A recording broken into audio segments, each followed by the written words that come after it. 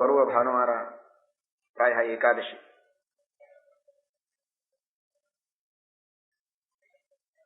ಆದರೆ ದೇವರು ಒಂದು ಕರಾರು ಮಾಡಿದ್ದಾನೆ, ಅದನ್ನು ಮರೆಯಬೇಡಿ.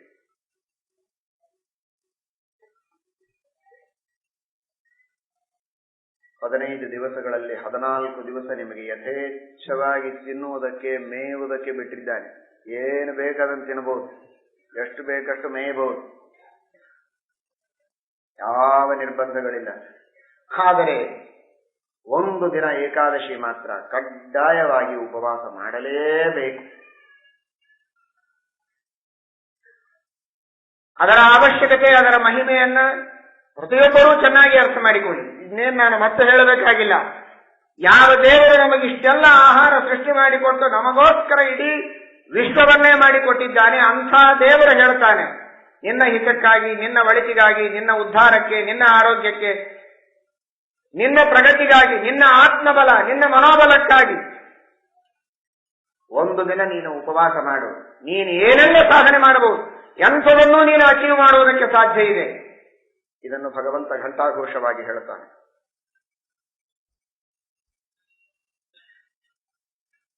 ಯಾವ ವ್ಯಕ್ತಿ ನಿಮಗೆ ಇರುವುದಕ್ಕೆ, ಕೂಡುವುದಕ್ಕೆ ಮನೆಯಲ್ಲಿ ಒಂದಿಷ್ಟು ಅವಕಾಶ ಕೊಟ್ಟಿದ್ದಾನೆ, ಅಂಥ ವ್ಯಕ್ತಿ ಒಂದು ಸ್ವಲ್ಪ ನನಗೂ ಕೂಡ್ಲಿಕ್ಕೆ ಅವಕಾಶ ಕೊಡು ಅಂತ ಕೇಳಿದ್ರೆ ಸರಿಯೋದಿಲ್ಲ, ಕೂತಲ್ಲಿ ಹೀಗೆ ಕೂಡ್ತೇನೆ ದೆವ್ವ ಕೂತಾಗಿ ಅಂದ್ರೆ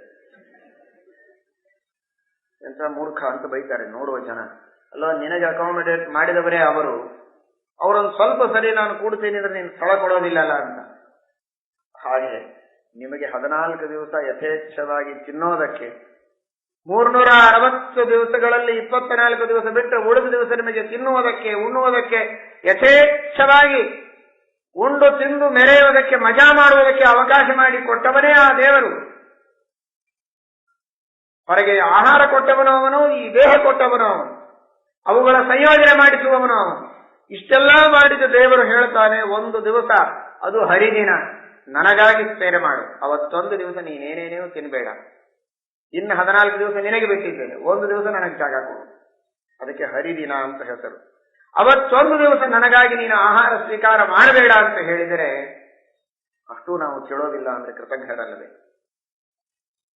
ಶಾಸ್ತ್ರ ಹೇಳುತ್ತದೆ, ಆಯುರ್ವೇದ, ಮನುಷ್ಯನಿಗೆ ಇರುವ ಸಾವಿರಾರು ರೋಗಗಳಿಗೆ ದೊಡ್ಡ ಔಷಧಿ ಅದು ಏಕಾದಶಿ. ಲಂಘನಂ ಪರಮೌಷಧಂ.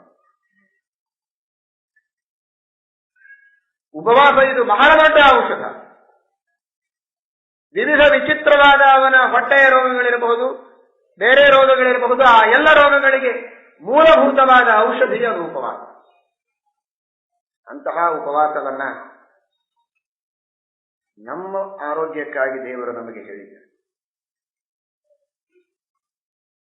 ಯಾರ ಸಲುವಾಗಿ ಕಾಯ್ತಾ ಇರ್ತೀರಿ, ನಿಮ್ಮವರು ಬರ್ತಾರೆ ಅಂದ್ರೆ ಈಗ ಬರ್ತಾರೆ, ಆಗ ಬರ್ತಾರೆ, ಅವರು ಬಂದ ಮೇಲೆ ಊಟ ಮಾಡಬೇಕು ಅಂತ ಅಡಿಗೆ ಮಾಡಿ ಮುಚ್ಚಿಟ್ಕೊಂಡು ಕಾಯ್ತಾ ಇರ್ತಾನೆ, ಬಾಗಿಲು ನೋಡ್ತಾ ನೋಡ್ತಾ ನೋಡ್ತಾ. ಇಡೀ ಊರೊಳಗಿದ್ದ ಎಲ್ಲಾ ಕಾರುಗಳು, ಎಲ್ಲಾ ರಿಕ್ಷಾಗಳು ಎಲ್ಲವೂ ಬಂದು ಹೋಗ್ತಾ ಇರ್ತದೆ. ಆದರೂ ಇವನು ಊಟ ಮಾಡೋದಿಲ್ಲ. ತನ್ನ ಮಗ ಬರಬೇಕು ಅಥವಾ ತನ್ನ ಹೆಂಡತಿ ಬರಬೇಕು, ತಮ್ಮವರು ಬರಬೇಕು ಅನ್ನೋದಕ್ಕಾಗಿ ಕಾಯ್ತಾ ಇರ್ತಾನೆ. ಅದು ಪ್ರೀತಿಯ ಸಂಕೇತ.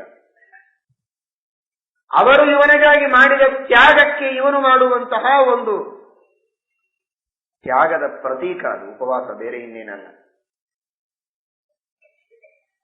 ನಿಮ್ಮ ಮಕ್ಕಳಿಗಾಗಿ, ತಂದೆ ತಾಯಿಗಳಿಗಾಗಿ ಅಥವಾ ಹೆಂಡತಿಗಾಗಿ, ನಿಮ್ಮ ಗೆಳೆಯನಿಗಾಗಿ ಅವರು ಮಾಡಿದ ಒಂದು ತಾತ್ಕಾಲಿಕವಾದ ಸಣ್ಣ ಉಪಕಾರವನ್ನ ನೆನೆಸಿಕೊಂಡು ನಿಮ್ಮ ಒಂದು ತ್ಯಾಗವನ್ನ ಈ ರೀತಿ ಉಪವಾಸದಿಂದ ತೋರಿಸುವುದಾದರೆ, ಅನಂತ ಉಪಕಾರ ಮಾಡಿದ, ಅನಾದಿ ಕಾಲದಿಂದ ನಮ್ಮ ದೇಹದೊಳಗಿದ್ದು ಜೀವಸ್ವರೂಪದಲ್ಲಿದ್ದು ನೇಮನ ಮಾಡುವ ಇಡೀ ವಿಶ್ವವ್ಯಾಪಿಯಾದ ಆ ಭಗವಂತನಿಗಾಗಿ ಒಂದು ದಿನ ನಾವು ಉಪವಾಸ ಇದ್ದು ಅವನಿಗಾಗಿ ಕಾಯೋದಿಲ್ಲ. ಅವನು ನಮ್ಮ ಮನಸ್ಸಿನ ಮಂದಿರಕ್ಕೆ ಬರಬೇಕಾಗಿದೆ.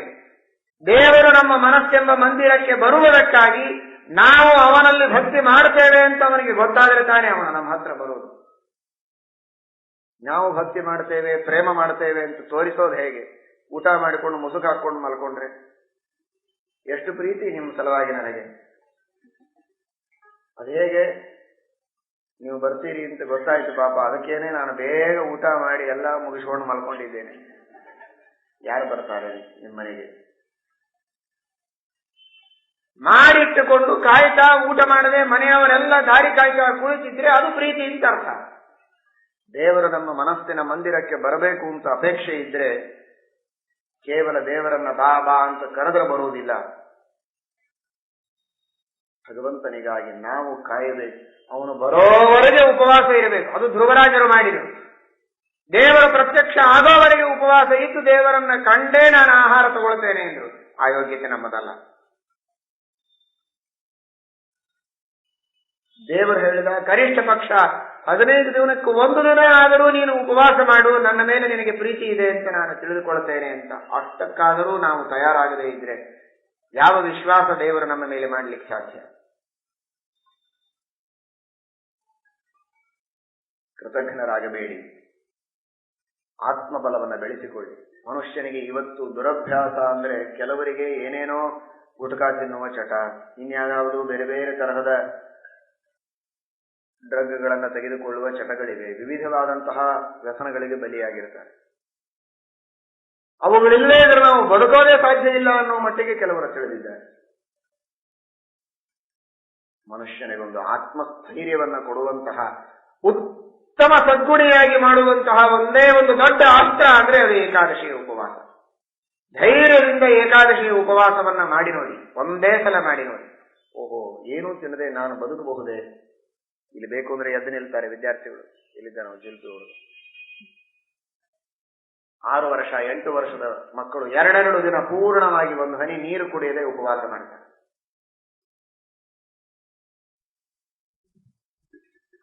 ಅಷ್ಟು ಚಿಕ್ಕ ಚಿಕ್ಕ ಮಕ್ಕಳಿಗೆ ಉಪವಾಸ ಮಾಡುವ ಆತ್ಮಸ್ಥೈರ್ಯ ಇದೆ, ಧೈರ್ಯ ಇದೆ, ವಿಶ್ವಾಸ ಇದೆ ಅಂದ್ರೆ ಯಾಕೆ ಇಷ್ಟು ದೊಡ್ಡವರಾಗಿ ಬೆಳೆದು ಇಂತಹ ದೇಹದಾರ್ಢ್ಯ ಎಲ್ಲ ಇದ್ದು ಭಾರೀ ಗಟ್ಟಿಮುಟ್ಟಿಯಾಗಿ ಎತ್ತರ ಆಗಿ ದೇಹವನ್ನ ಬೆಳೆಸಿಕೊಂಡು ದೇವರು ಕೊಟ್ಟ ಶಕ್ತಿ ಇದ್ದ ಮೇಲೆ ಆ ಆತ್ಮಸ್ಥೈರ್ಯ ಇಲ್ಲ. 1 ತಾಸು ಊಟ ಲೇಟ್ ಆಗ್ತದೆ ಅಂತಂದ್ರೆ ಕೆಲವರು ಬರೋದೇ ಬಿಟ್ಟು ಬಿಡ್ತಾರೆ. ಏನಿನ್ನದು? ಎಲ್ಲಿ ಧ್ರುವರಾಯರು, ಎಲ್ಲಿ ತಪಶ್ಚರ್ಯ, ಎಲ್ಲಿ ಸಾಧನೆ? ದೇವರನ್ನು ಕಾಣೋದೇನು? ಯಾಕೆ ಸ್ಥೈರ್ಯ ಇಲ್ಲ? ಕೇಳಿ, ಯಾರಾದರೂ ಏಕಾದಶಿ ಉಪವಾಸ ಮಾಡುವ ವ್ಯಕ್ತಿಗಳಿಗೆ ಕೇಳಿ. ಸ್ವಲ್ಪ ಲೇಟ್ ಆಗ್ತದೆ, ಎಷ್ಟೊತ್ತಾದ್ರೆ ಏಕಾದಶಿ ಮಾಡೋರಿಗೆ ನಮಗಿದೇನು ಅಂದ್ಬಿಡ್ತಾರೆ ಸಹಜವಾಗಿ. ಅವ್ರಿಗೆ ಅದೇನು ಅನ್ಸೋದೇ ಇಲ್ಲ. ನಿತ್ಯ ತಿನ್ನುವ ಅನ್ನವನ್ನೇ ಬಿಟ್ರೆ ಅವ್ರಿಗೇನು ಅನ್ಸೋದಿಲ್ಲ. ಇನ್ನು ಈ ಚಟಗಳನ್ನ ಹವ್ಯಾಸಗಳನ್ನ ಹಾಕಿಕೊಂಡು ಅದನ್ನು ಬಿಟ್ರೆ ನಾನು ಬದುಕಲಿಕ್ಕೆ ಸಾಧ್ಯ ಇಲ್ಲ ಅನ್ನುವಂತಹ ತಪ್ಪು ತಿಳುವಳಿಕೆ ಇವೆಲ್ಲ. ಕಾಫಿ ಇಲ್ಲದೆ ಇದ್ರೆ ಬದುಕೋ ಹಾಗಿಲ್ಲ, ಚಹಾ ಇಲ್ಲದೆ ಇದ್ರೆ ಬದುಕಲಿಕ್ಕೆ ಸಾಧ್ಯ ಇಲ್ಲ, ಪಾನ್ ಪರಾಗ್ ಇಲ್ಲದೆ ಇದ್ರೆ ಬದುಕೋದೇ ಇಲ್ಲ, ಗುಟ್ಕಾ ಇಲ್ಲದೆ ಇದ್ರೆ ಬದುಕೋದೇ ಇಲ್ಲ. ಇವೆಲ್ಲ ತಾವು ನಿರ್ಧಾರ ಮಾಡಿಕೊಂಡಂತಹ ಫಿಲಾಸಫಿಗಳು.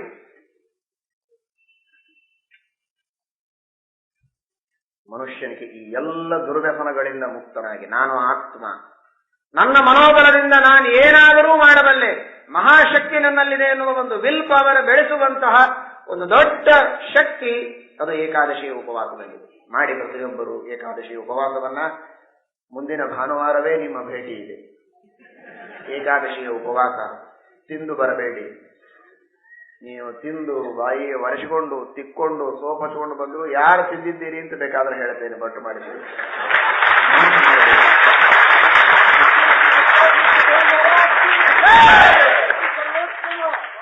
ಯಾರೂ ಮೋಸ ಮಾಡಬೇಕು, ಸುಳ್ಳು ಮಾತನಾಡಬೇಕು, ಪ್ರಾಮಾಣಿಕವಾಗಿ ಪ್ರಯತ್ನ ಮಾಡಿ.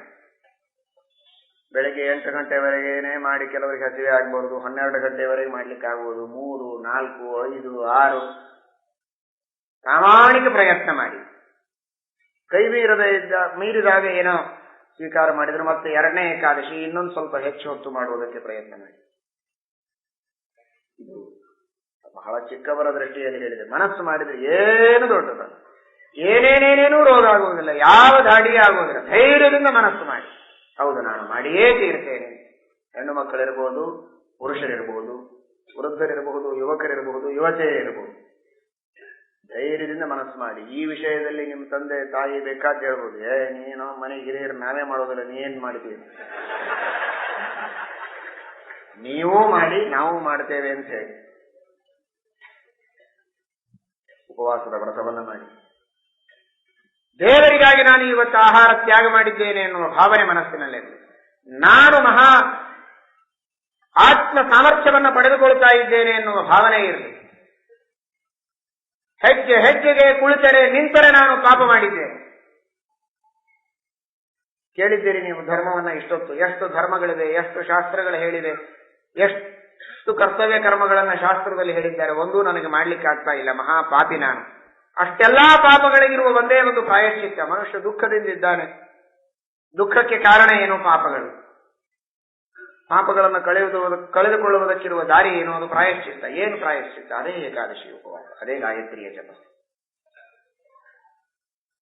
ಸಾವಿರ ಸಾವಿರ ಪಾಪಗಳನ್ನು ಸುಟ್ಟು ಬೆಂಕಿ ಹಚ್ಚುವುದಕ್ಕೆ ಒಂದೇ ಒಂದು ಉಪಾಯ, ಅದು ಏಕಾದಶಿಯ ಉಪವಾಸ. ಕುಳಿತಲ್ಲೇನೆ ಬೇಕಾದಷ್ಟು ಎಲ್ಲಾ ತೀರ್ಥಕ್ಷೇತ್ರಗಳಿಗೆ ಹೋಗಿ, ನಿಮ್ಮ ಈ ಬಿಸಿ ಲೈಫ್ ಒಳಗೆ ನೀವು ತೀರ್ಥಯಾತ್ರೆಯನ್ನು ಮಾಡಿದ್ದೀರಿ. ಇಲ್ಲಿ ಬಂದು ವಿದ್ಯಾಪೀಠಕ್ಕೆ ಬಂದು ಒಂದಿಷ್ಟು ಪ್ರದಕ್ಷಿಣೆ ನಮಸ್ಕಾರ ಹಾಕ್ಲಿಕ್ಕೆ ಆಗೋದಿಲ್ಲ. ಇನ್ನು ಕಾಶಿ, ಗಯಾ, ಪ್ರಯಾಗ, ಬದರಿ ಮತ್ತೆ ಫೋಟೋ ನೋಡ್ತೀರ ಅಷ್ಟೇ ಲ್ಯಾಪ್ಟಾಪ್ ಒಳಗೆ. ಒಂದು ಏಕಾದಶಿ ಉಪವಾಸ ಮಾಡಿದರೆ ಎಲ್ಲಾ ತೀರ್ಥಕ್ಷೇತ್ರಗಳಿಗೆ ಹೋಗಿ ದರ್ಶನ ಮಾಡಿದ, ಸ್ನಾನ ಮಾಡಿದ ಮಹಾಪುಣ್ಯ ಬರುತ್ತದೆ. ಬಿಟ್ರೆ ಪ್ರಪಂಚದೊಳಗೆ ಇರುವ ಎಲ್ಲಾ ಪಾಪಗಳನ್ನು ಮಾಡಿದ ಮಹಾಪಾಪ ಇದೆ. ಗೋಹತ್ಯ, ಸ್ತ್ರೀಹತ್ಯ, ಬ್ರಹ್ಮಹತ್ಯ ಎಲ್ಲಾ ಮಾಡಿದರೆ ಏನು ಪಾಪ ಬರಬೇಕೋ? ಇಷ್ಟೊತ್ತು ಕೇಳಿದ್ರಲ್ಲ, 3 ವರ್ಷದ ಕೂಸನ್ನ ಕೊಂದು ತಿಂದು ತಾಯಿ ಅಯ್ಯೋ ಅಂತ ಎಲ್ಲಾರು ಅಂದ್ರೆ, ಅಯ್ಯೋ ಏಕಾದಶಿ ತಿಂದ್ರೆ ಅದರ ಅಪ್ಪನಂತ ಮಹಾಪಾಪ ನೀವು ಮಾಡೋದು. ವರಂ ಸಮಾತ್ರ ಗಮನಂ ವರಂ ಗೋಮಾಂಸ ಭಕ್ಷಣಂ. ಆಕಳಿನ ಮಾಂಸ ತಿನ್ನೋದು, ಮಾತೃಗಮನ ಮಾಡುವುದು, ಸ್ತ್ರೀಹತ್ಯ, ಬ್ರಹ್ಮಹತ್ಯ, ಎಲ್ಲಾ ದುಷ್ಟವಾದ ಸುಳ್ಳು, ಮೋಸ, ವಂಚನೆ, ಎಲ್ಲಾ ಪಾಪಗಳು ಒಂದು ತುತ್ತು, ಒಂದು ಹನಿ ನೀರು ಬಾಯಿಯಲ್ಲಿ ಹೋದರೆ ಏಕಾದಶಿ ದಿವಸ ಅಷ್ಟು ಪಾಪಗಳು ಬರ್ತದೆ. ಉಪವಾಸ ಮಾಡಿದರೆ ಜನ್ಮಾಂತರದಲ್ಲಿ ಮಾಡಿದ ಅಂತಹ ಎಲ್ಲಾ ಪಾಪಗಳು, ಈ ಜನ್ಮದಲ್ಲಿ ಮಾಡಿದ ಪಾಪಗಳು ಶುದ್ಧವಾಗ್ತದೆ. 14 ದಿನ ನೀವು ಮಾಡಿದ ಪಾಪ ಎಲ್ಲ ಏಕಾದಶಿಯ ಉಪವಾಸದಿಂದ ಪರಿಹಾರ ಮಾಡಿಕೊಳ್ಳಬಹುದು. ಏಕಾದಶಿಯ ಉಪವಾಸ ನಮ್ಮ 11 ಇಂದ್ರಿಯಗಳಿಂದ ಮಾಡಿದ ಪಾಪಗಳನ್ನು ಕಳೆದು ಹಾಕುವಂತಹ, ಪಾಪಗಳನ್ನು ತೊಳೆಯುವುದಕ್ಕೆ, ಪುಣ್ಯವನ್ನ ತಂದುಕೊಡುವುದಕ್ಕೆ ಬಹಳ ದೊಡ್ಡದಾದಂತಹ ಸುಲಭವಾದ ಸಾಧನೆ. ಏನ್ ಖರ್ಚಿದೆ? ಖರ್ಚು ಉಳಿತಿದೆ. ಎಷ್ಟು ಸಾಧ್ಯವೋ ಅಷ್ಟು ದುಡ್ಡು ಉಳಿಸ್ಬೇಕು, ಹಣ ಉಳಿಸ್ಬೇಕು ಅಂತ ಪ್ರಯತ್ನ ಮಾಡ್ತಿರ್ತೀರಲ್ಲ. ಹೊಸ ಸ್ಕೀಮು. ಈ ಸ್ಕೀಮ್ ಒಳಗೆ ಇನ್ನೂ ನಮಗೆ ಇಷ್ಟು ಸೇವ್ ಆಗತ್ತಾ? 1,000 ರೂಪಾಯಿ ಜಾಸ್ತಿ ಉಳಿತಿದ, ಹಾಗಾದ್ರೆ ಅಲ್ಲೇ ಇನ್ವೆಸ್ಟ್ ಮಾಡೋಣ ಅಂತ. ಹಾಗಾದ್ರೆ ಏಕಾದಶಿ ಸ್ಕೀಮಿನೊಳಗೆ ನಿಮ್ಮ ಬಹಳಷ್ಟು ಹಣ ಉಳಿತದೆ. ಇಡೀ ಮನೆಯೊಳಗಿದ್ದವರೆಲ್ಲರೂ ಉಪವಾಸ ಮಾಡಿದರೆ ಎಷ್ಟು ದೊಡ್ಡ ಉಳಿತಾಯ, ಎಷ್ಟು ದೊಡ್ಡ ಬಚತ್ತಾಗತ್ತೆ. ಅವಶ್ಯವಾಗಿ ಎಲ್ಲರೂ ಕೂಡ ಏಕಾದಶಿಯ ಉಪವಾಸವನ್ನ ಮಾಡಲೇಬೇಕು. ಮುಂದೆ ಬರುವ ಏಕಾದಶಿಯಲ್ಲಿ ಎಲ್ಲರೂ ಅತ್ಯಂತ ಉತ್ಸಾಹದಿಂದ ಏಕಾದಶಿ ಉಪವಾಸ ಮಾಡಿಕೊಂಡು, ಉತ್ಸಾಹ ನಿಮ್ಮದು ಕುಗ್ಗಿದ್ರೂ ಅಡ್ಡಿ ಇಲ್ಲ, ಜೋರು ಮುಖ ಹಾಕೊಂಡು ಬಂದರೂ ಅಡ್ಡಿ ಇಲ್ಲ. ಬಹಳ ಸಕ್ಸಸ್ ಆದ ಹಾಗೆ ನಮ್ಮ ಈ ಮೀಟಿಂಗು. ಅವಶ್ಯವಾಗಿ ಉತ್ಸಾಹದಿಂದ ಏಕಾದಶಿಯ ಉಪವಾಸವನ್ನ ಮಾಡಿ ಪ್ರತಿಯೊಬ್ಬ ಪುರುಷರು, ಸ್ತ್ರೀಯರು ಬರಬೇಕು. ಯಾರು ಏಕಾದಶಿ ಉಪವಾಸ ಮಾಡಿದ್ದೀರೋ ಅವರ ಧೈರ್ಯದಿಂದ ನಾವು ಮಾಡಿದ್ದೇವೆ ಅಂತೇಳಿ, ಮಾಡದೇ ಇದ್ದವರು ಮಾಡಿಲ್ಲ ಅಂತೇಳಿ, ಇದೇ ಮೊದಲನೇ ಕೆಲಸ ಮುಂದಿದ್ದು. ಇಂತಹ ಅಂತರ್ದೀಕ್ಷೆ ಹಾಗೂ ಬಾಹ್ಯ ದೀಕ್ಷೆ ಇವುಗಳ ಬಗ್ಗೆ ಸರಿಯಾಗಿ ಅರ್ಥ ಮಾಡಿಕೊಳ್ಳಿ. ಈ ಬಾಹ್ಯ ದೀಕ್ಷೆ ನಿತ್ಯದಲ್ಲಿ ದೇವರಿಗೆ ಅರ್ಪಿತವಾದದ್ದನ್ನು ತಿನ್ನಿ, ಗೋಪೀಚಂದನ ನಾಮಮುದ್ರಾ ಧಾರಣೆ ಮಾಡಿ, ಏಕಾದಶಿಯ ಉಪವಾಸ ಮಾಡಿ, ಆಮೇಲೆ ಅಂತರ್ದೀಕ್ಷೆ ಏನು ಅಂತ ಪವಿತ್ರವಾದ ಏಕಾದಶಿಯಿಂದ ಶುದ್ಧವಾದಂತಹ ನಿಮ್ಮ ಮನಸ್ಸಿನಲ್ಲಿ ಆ ಅಂತರ್ದೀಕ್ಷೆಯ ಬಗ್ಗೆ ಮುಂದಿನ ಬಾರಿ ತಿಳಿಸೋಣ. ಇದಕ್ಕೂ ಮಧ್ಯದಲ್ಲಿ ಒಂದು ದೊಡ್ಡ ಗಂಡಾಂತರ ಇದೆ. ಕೃಷ್ಣಾಷ್ಟಮಿ ಬರುತ್ತದೆ. ಹೊಟ್ಟುಂಬ ಕೃಷ್ಣಾಷ್ಟಮಿ ಕತ್ತರಿಸಿ ಹೊಡೆದ ಏಕಾದಶಿ ಉಪವಾಸ ಮಾಡಬೇಡಿ. 12 ವರ್ಷ ಮಾಡಿದ ಏಕಾದಶಿ ಉಪವಾಸ ಇನ್ನು ಮುಂದೆ ಮಾಡೋದು, ಹಿಂದೆ ಮಾಡಿದ್ದೆಲ್ಲ ಹಾಳಾಗಿ ಹೋಗ್ತದೆ ಕೃಷ್ಣಾಷ್ಟಮಿ ತಿಂದ್ರೆ. ಕೃಷ್ಣಾಷ್ಟಮಿನೂ ಉಪವಾಸ ಮಾಡಬೇಕು, ಏಕಾದಶಿಯೂ ಉಪವಾಸ ಮಾಡಿಕೊಂಡು ಬರಬೇಕು. ನೀವಿಷ್ಟು ಉತ್ಸಾಹದಿಂದ ನಮಗೆ ನಕ್ಕು ಪ್ರೋತ್ಸಾಹನೆ ಕೊಟ್ಟದ್ದಕ್ಕೆ ಇನ್ನೊಂದು ಉಪವಾಸವನ್ನು ಎಕ್ಸ್ಟ್ರಾ ಕೊಟ್ಟಿದ್ದೀವಿ.